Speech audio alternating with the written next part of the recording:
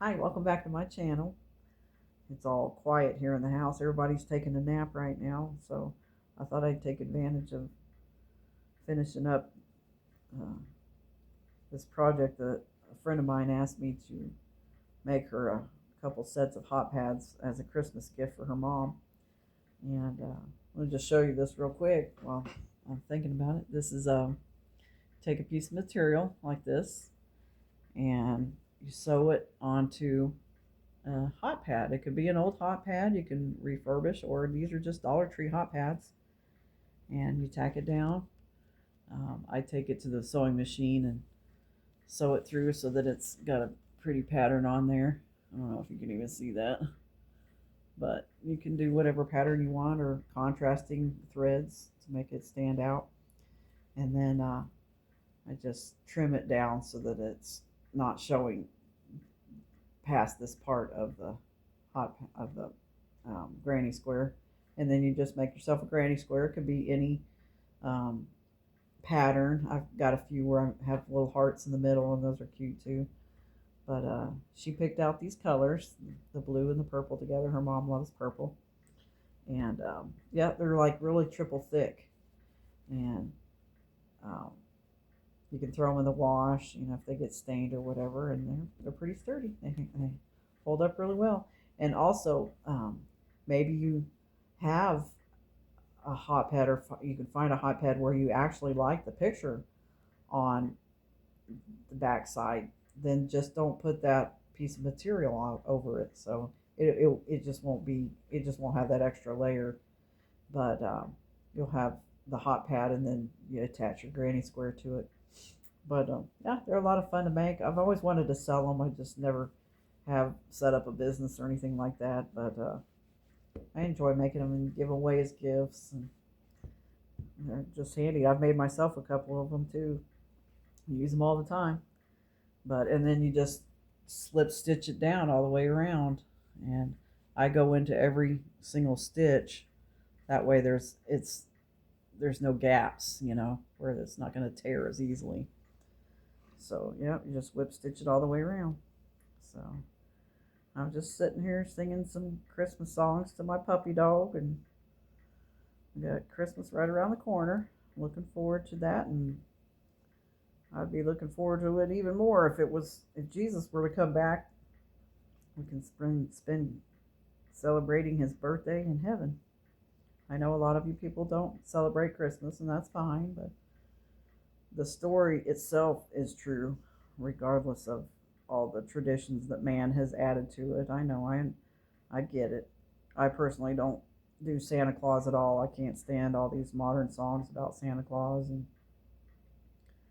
whatever. I'm kind of over that, but I don't jump on anybody that does. I mean, that's their business how they celebrate Christmas, but or whether they do or don't at all.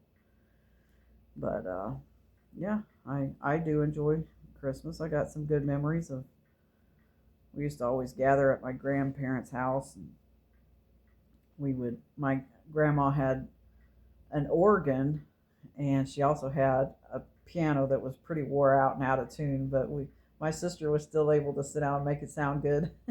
And we'd gather around and sing songs around the piano and the organ, and that was a lot of fun. Lots of food, family, aunts, uncles, cousins would come, and we'd play out in the yard. And it was an old farmhouse out in the country and drafty, and my grandpa had a wood stove, and sometimes, boy, that would just burn you out of there. Sometimes I get so hot that I wanted to go sleep on the front porch that was enclosed. I mean, it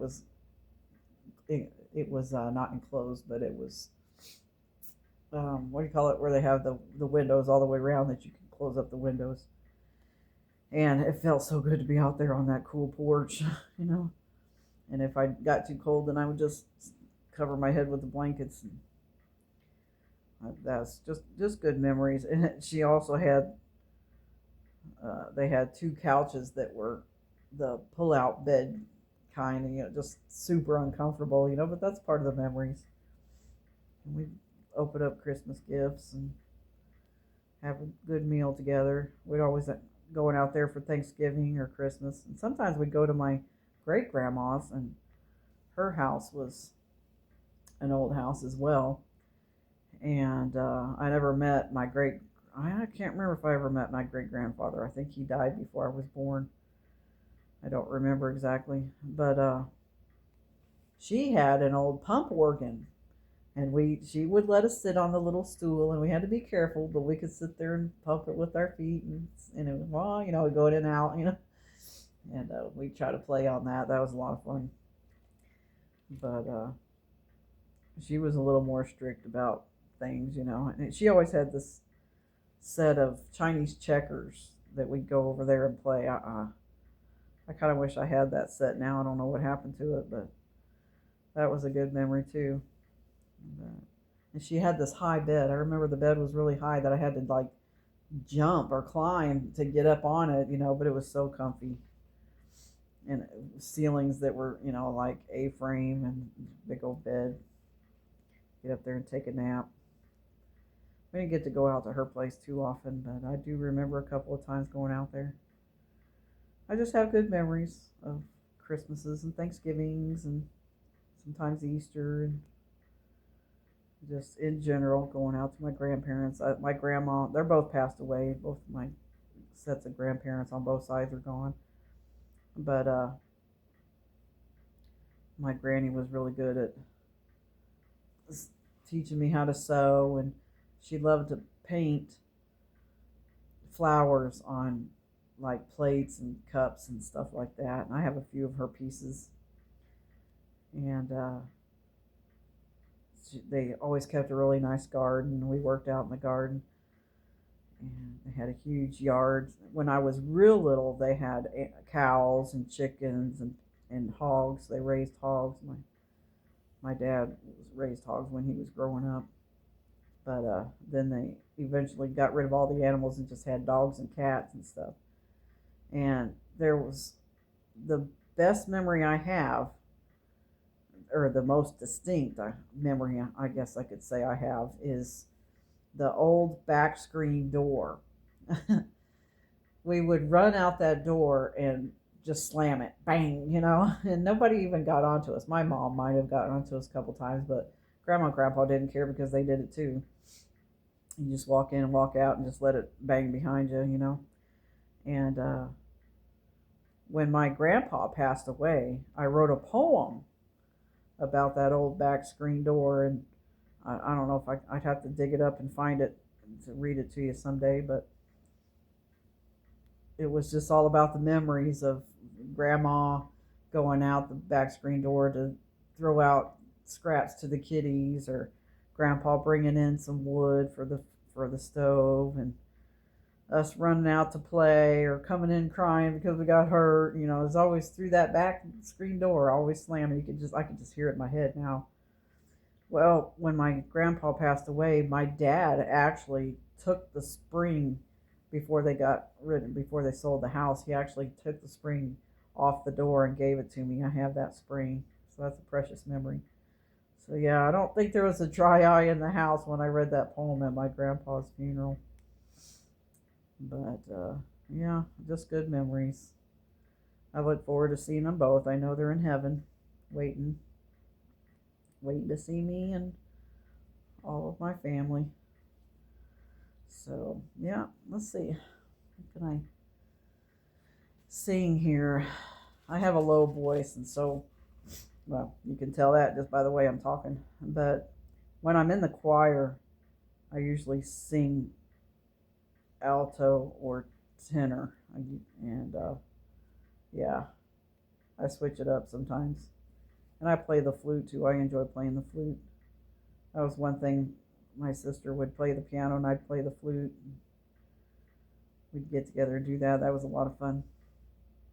I miss those good times like that. But let's see, what can we do? Silent night, holy night, all is calm, all is bright, round yon virgin mother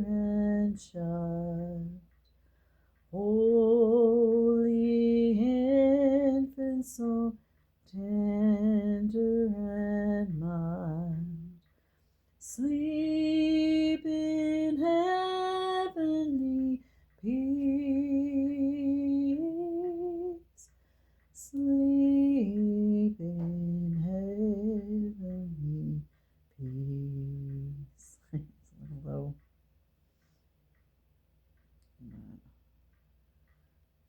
Well, I think I've rattled on and babbled on long enough now, so I'm just enjoying the quiet time and the memories. Why don't y'all share with me some of your favorite memories, what you used to do and when you were a child for Christmases and stuff like that? I'd love to hear it. All right. God bless you, and remember, stay prayed up, stay listening up for that trumpet sound, and stay looking up for Jesus, because we could be spending Christmas in heaven. You never know. All right. Y'all be blessed.